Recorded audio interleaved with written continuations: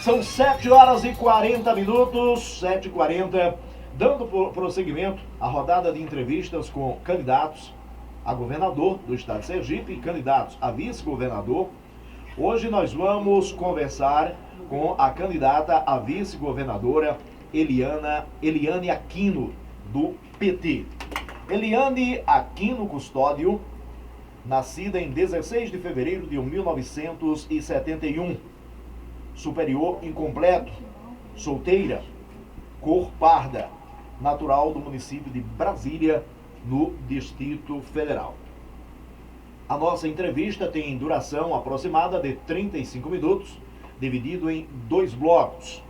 E os temas a serem abordados: segurança pública, saúde, educação, infraestrutura, esporte, turismo e juventude, indústria e comércio, além de assistência social.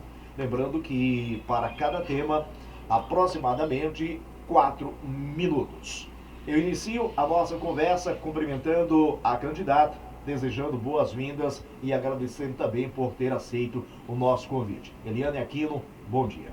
Bom dia a todos os ouvintes de Itabaiana e de todos os municípios que estão agora escutando, estão no ar conosco pela Rádio FM de Itabaiana. Bom dia, Gilson. Vamos conversar com o eleitorado sergipano, especificamente com o eleitorado itabaianense. E como disse, vamos tratar desses 7 assuntos que naturalmente fazem parte da proposta de governo do candidato Berivaldo Chagas e também da candidata Eliane Aquino. Combinado? Combinado. Vamos por tema e a senhora tira cada tema aí, por gentileza, para a gente começar a nossa conversa, conversar com o nosso público ouvinte. Qual será o primeiro tema que a gente vai tratar para o nosso público ouvinte a partir de agora? Assistência social. Assistência social. Faz parte do trabalho da candidata, não é isso? Quais são os projetos para a assistência social, o plano de governo da sua coligação, da sua chapa? Então, em primeiro lugar, a gente precisa entender o momento que o Brasil está vivendo, né? Nós estamos a partir praticamente nos 2 últimos anos e que os estados brasileiros estão enfrentando um aumento da pobreza, sabe? Entrando novamente no mapa da fome, e essa área foi uma área que foi muito atingida, porque muitas vezes a gente tem uma ideia de que a assistência social é uma política completamente menor. Em alguns municípios, ou dependendo da visão dos gestores, ela é uma política minimizada, que ela é entendida como uma política assistencialista. E ela não é. Assistência social é uma política extremamente importante, tanto nacionalmente, tanto no governo do estado como nos municípios. E é uma política que a gente precisa encarar com muita seriedade, porque ela é uma política que ela faz a integração com as outras áreas. É a política que mais chega perto da população, é a política de assistência. Então, o que nós queremos? Em primeiro lugar, fortalecer a política de assistência dentro do governo do estado para poder fortalecer os municípios. E como fortalecer? Fazendo com que a assistência trabalhe muito de uma forma integrada com as outras políticas. A assistência, ela só tem condições de chegar realmente perto da população se ela trabalhar com a Secretaria de Educação, de Saúde, de Trabalho, de Cultura. Ela é o carro-chefe das outras políticas para poder chegar perto da nossa população.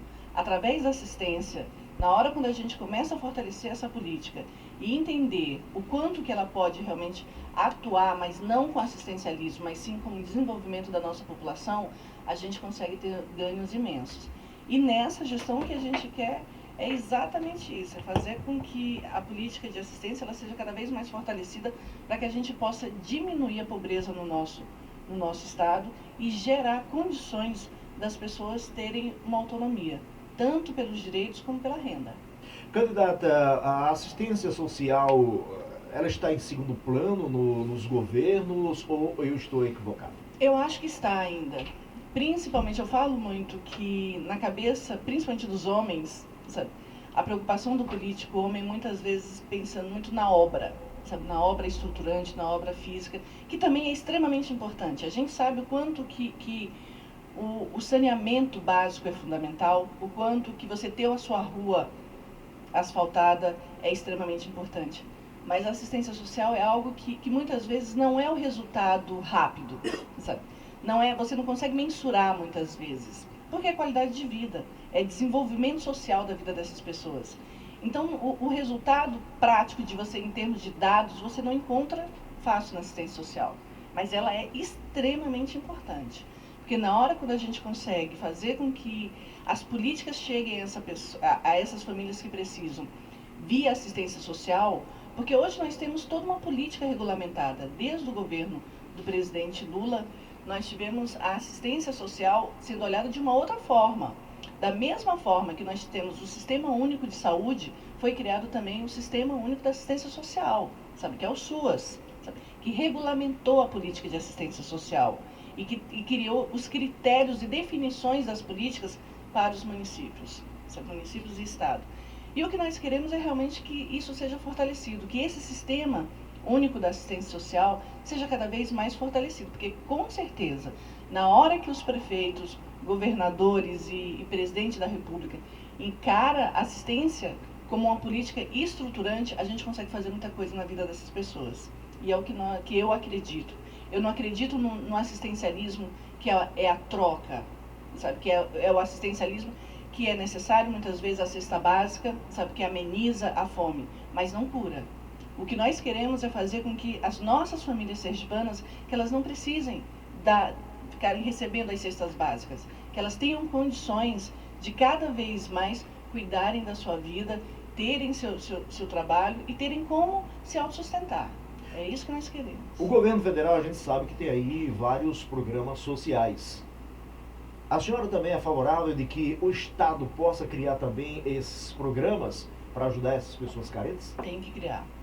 Na realidade, você sabe que o Bolsa Família é um programa hoje que ele é estudado, sabe, com dados extremamente reconhecidos mundialmente, sabe, de combate à extrema pobreza.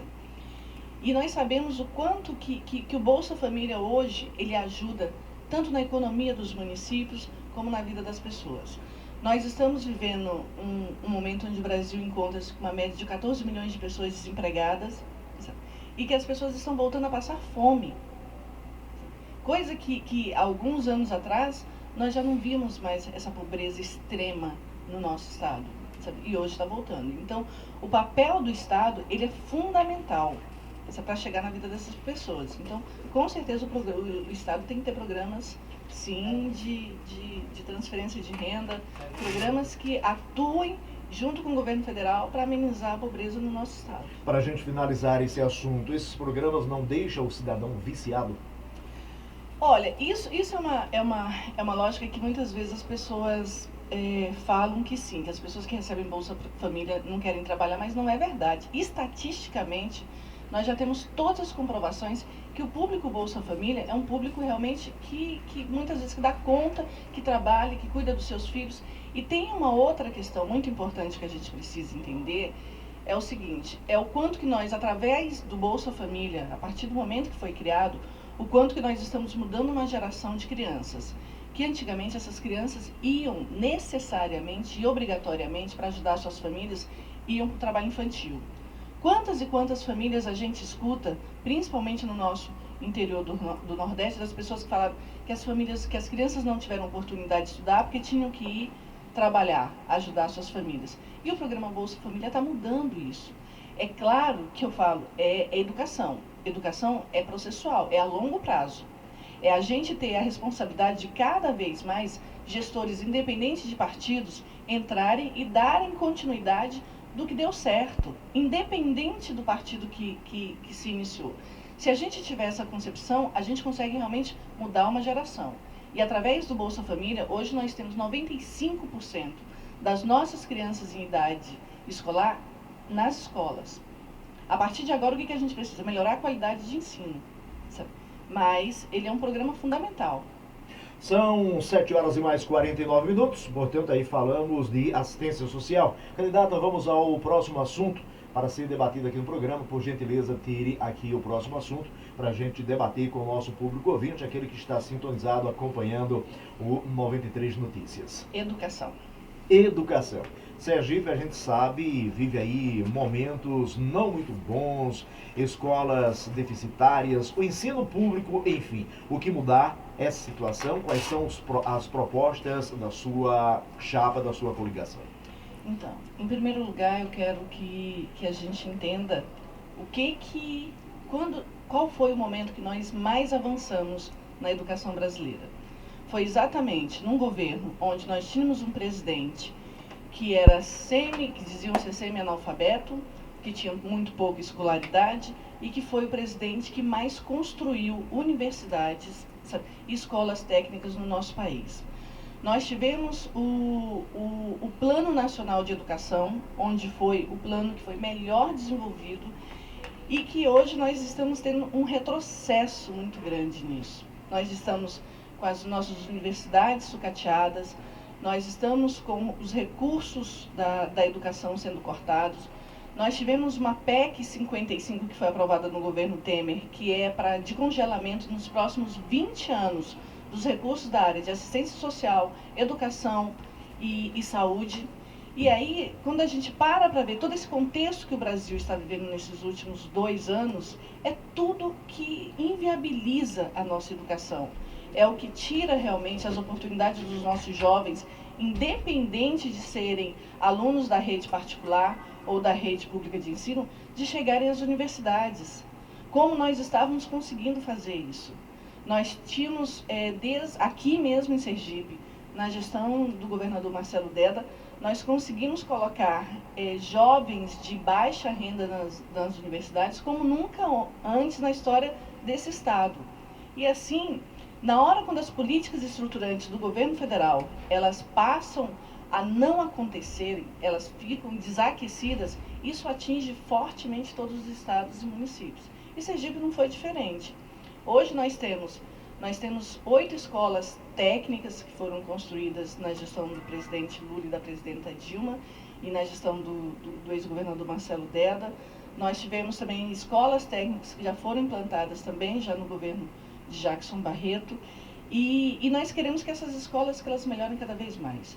Nós queremos que as nossas escolas, principalmente de nível médio, que deem oportunidade não só para poucos alunos, mas para 90% ou 100% deles, que eles saiam do seu ensino médio e consigam acessar a escola pública, as universidades públicas. Nós tivemos aqui agora o nosso IDEB, que melhorou, que teve uma elevação tanto no município de Aracaju como no estado. O IDEB nosso nós ainda estamos ainda tentando alcançar a meta, se possível passar da meta do nosso IDEB, mas Sergipe está caminhando para chegar lá. E a educação é fundamental. Eu falo que não adianta, eu não tenho como melhorar a saúde, eu não tenho como melhorar a assistência social, eu não tenho como melhorar várias áreas se eu não tiver a base.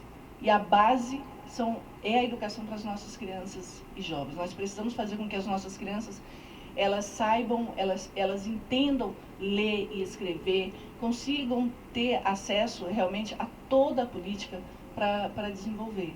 Não adianta a gente querer falar de um país, estruturante de um país desenvolvido, se a educação não for prioritária. A candidata é a favor do ensino integral? Olha, o ensino integral, depende do ponto de vista. O que eu entendo mais, o que eu gostaria mais é do ensino integrado, não é só você deixar a criança ou o jovem o dia inteiro na escola. Eu preciso ter realmente ações integradas, que façam com que essas crianças e esses jovens aprendam e desenvolvam. Hoje nós estamos vivendo uma era onde a informação tecnológica ela é muito rápida. E ao mesmo tempo eu preciso fazer com que as nossas escolas dialoguem com essa nova tecnologia. Eu tenho que fazer com que as nossas escolas sejam atrativas para os nossos meninos. Então, eles precisam ter prazer de estar na escola. Porque hoje, cada um que já tem seu celular, que tem a sua informação na palma da mão, ele tem muito acesso à informação, mas também muito acesso à informação desqualificada. Então, quando você pensa numa escola integrada, onde ele possa ter ali a educação formal, ele possa ter acesso à cultura, ele possa desenvolver um outro lado de ludicidade para essa criança e para esse adolescente, que isso com certeza vai fortalecer muito mais a base do que ele é. Então eu sou a favor, sim, de uma escola integrada. A escola de tempo integral, ela precisa corresponder realmente a toda a demanda que essas crianças e esses meninos precisam.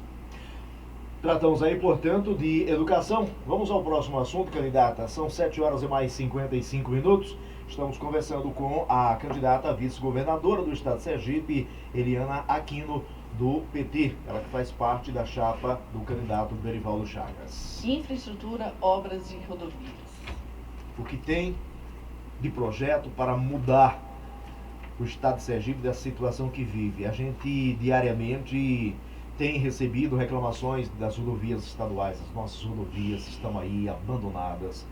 O usuário, ele reclama todos os dias de prejuízo. Ou seja, está uma coisa revoltante para o sergipano. E as obras, algumas obras que não têm continuidade. O que mudar nesse novo projeto de governo? Então, eu falo o seguinte, Gilson, que nós temos no estado de Sergipe um exemplo de um momento que foi de um governo de extrema ascensão, de extremo planejamento e responsabilidade, que foi na gestão do governador Marcelo Deda, onde nós tivemos a maior construção e recapeamento e cuidado com todas as nossas rodovias, né? Ele teve um plano e ele tinha muito orgulho disso, de o quanto que Sergipe melhorou, né? Porque ele acreditava que precisar essa parte das rodovias e da infraestrutura rodoviária precisava ter uma infraestrutura muito forte, porque Sergipe é o centro do Nordeste. Sergipe era um local que ele poderia atrair, sabe, muitas empresas exatamente pela localização que Sergipe tem. Então, foi se investido muito nisso, nessa malha viária do nosso estado. Mas, assim, Marcelo Deda conseguiu fazer isso sozinho porque ele era Marcelo Deda? Não. Ele fez isso porque ele tinha um governo federal que era aliado e que estava completamente também nessa infraestrutura do país, fazendo com que o país realmente crescesse e desenvolvesse.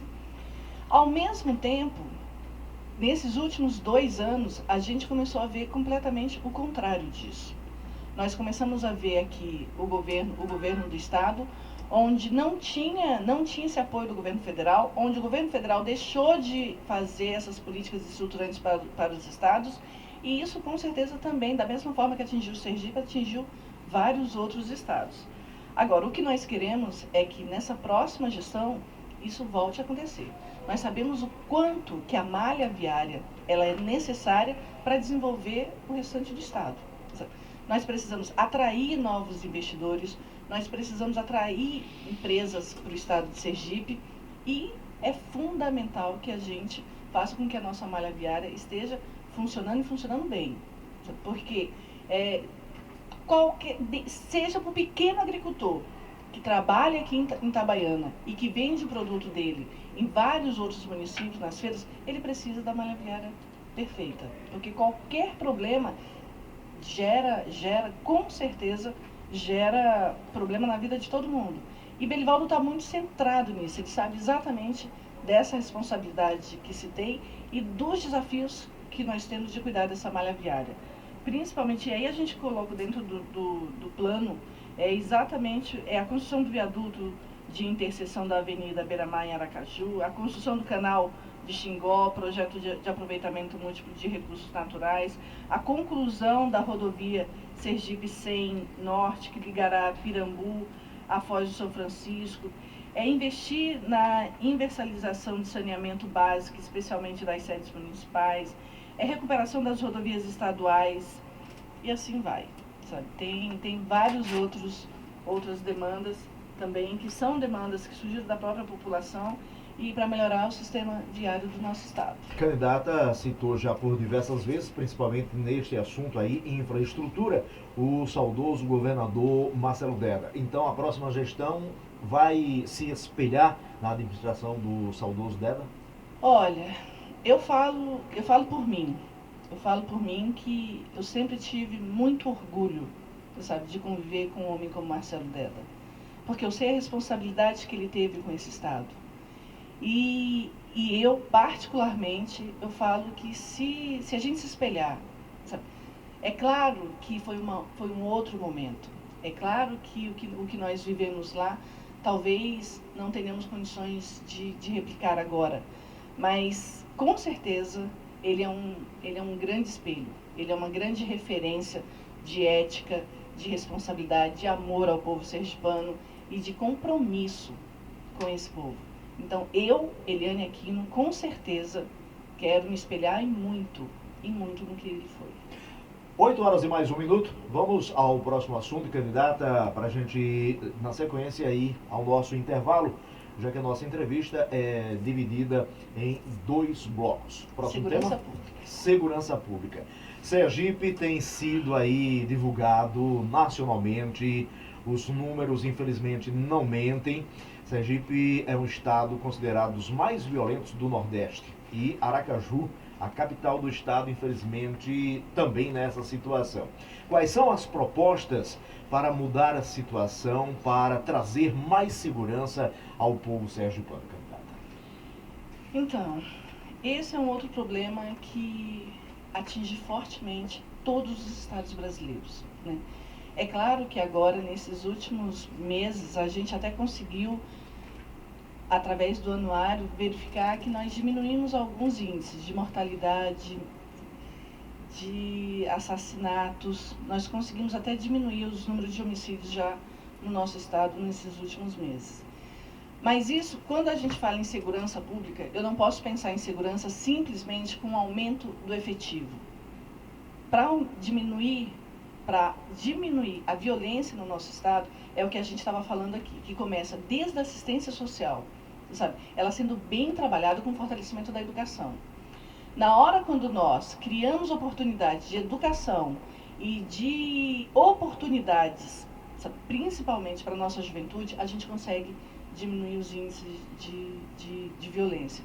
E o que eu tenho falado, e eu acredito muito nisso, sabe, que a segurança pública ela tem que se pensar integrada, da mesma forma como eu falei da assistência social. Não adianta pensar em diminuir os índices se a gente não conseguir dar condições de vida e de sustento para os nossos jovens. Nós precisamos sim aumentar o efetivo, ter uma polícia qualificada, sabe? Uma polícia que não seja pensada simplesmente na repressão, mas que principalmente que a gente consiga gerar oportunidades. E na hora quando eu penso em segurança pública, eu tenho que voltar e pensar em assistência, eu preciso voltar e pensar em educação. Aí sim a gente consegue diminuir os nossos índices de violência no nosso estado. E no nosso Brasil, principalmente. Hoje, em todos os lugares que a gente anda, a sensação de insegurança é muito grande. Mas não adianta só a gente pensar em segurança sem olhar para as outras áreas. Eu bato muito nessa tecla. Sabe? Eu quero diminuir os índices, mas aumentando os índices educacionais. Eu quero diminuir os índices de violência, dando oportunidades para a nossa juventude. Eu quero diminuir os índices de violência, dando esporte e cultura para os nossos locais, onde os números são altamente violentos. Sabe? E nós temos exemplos já de países, de outras cidades que estão conseguindo diminuir esses índices. E ninguém quer mais viver com essa sensação, sabe, de insegurança, medo. Sergipe sempre foi um lugar extremamente tranquilo. Aracaju, uma capital muito tranquila. Eu costumo dizer muito, eu não sou de Sergipe, estou aqui há quase 20 anos, mas eu não tenho dúvidas nenhuma de falar, sabe, que nós temos o melhor estado do Nordeste. É o estado de Sergipe ainda, mesmo com todas as dificuldades. Mas quando a gente compara com os outros estados nordestinos, a gente vê que Sergipe ainda tem uma qualidade de vida muito grande, ainda tem um potencial muito bom de se viver. Sabe? E nós precisamos resgatar isso novamente, para que a nossa população tenha segurança e qualidade de vida. Os opositores sempre batem na mesma tecla, criação de uma polícia de fronteira. O Estado precisa ter uma polícia vigiando as suas fronteiras. A candidata também é favorável? Olha, eu falo que falar é muito fácil. né? Agora, na hora quando a gente para pensar num país como do tamanho do Brasil, mesmo Sergipe, a gente ter uma polícia de fronteira que dê conta disso, sabe? Falando com muita sinceridade, eu acho isso bem difícil isso acontecer. E é isso, assim, ao mesmo tempo, na hora quando a gente pensa o recurso que seria isso, de elevar essa polícia de fronteira para cuidar de toda a fronteira do nosso estado, será que não seria muito melhor a gente pegar esses recursos e investir nos nossos jovens, investir na educação deles, investir realmente na polícia para atuar diretamente contra o tráfico de drogas, sabe? Nós temos hoje um grande mal do nosso país hoje, não só do nosso país, de vários países, é a droga, sabe? É a forma como a droga entra e tem causado um problema social gigantesco. Mas nós precisamos fazer com que voltarmos a ter as nossas políticas lá de cima do governo federal. Sabe que hoje nós não temos mais. Se você perguntar assim, se eu perguntar para você, Gilson, qual é a política do governo federal hoje, sabe, que está chegando nos estados e nos municípios de enfrentamento à violência, de enfrentamento ao narcotráfico, de enfrentamento a essa fronteira essas fronteiras que estão abertas, que estão deixando as drogas entrarem com muita facilidade nos nossos estados e municípios. Nós não temos mais uma política do governo federal que esteja pensando nisso. Então não adianta achar que o município que faz fronteira aqui com a Bahia, que ele vai conseguir colocar o policiamento para cuidar dessa fronteira entre os estados. Se não tiver uma política que seja pensada do governo federal, os municípios não conseguirão fazer isso. Então, que é fundamental a gente cuidar das nossas fronteiras, mas nós temos assim que ter cuidado e ter muita responsabilidade, principalmente com a nossa juventude, para que não entrem nas drogas. 8 horas e mais 7 minutos, 8 e 7. Vamos ao nosso intervalo. Nós voltaremos daqui a pouquinho, dando continuidade à nossa conversa com a candidata Eliana Aquino. Então fique ligado, viu? É rapidinho e a gente volta para continuarmos outros assuntos nessa nossa conversa aqui no 93 Notícias. 93 Notícias.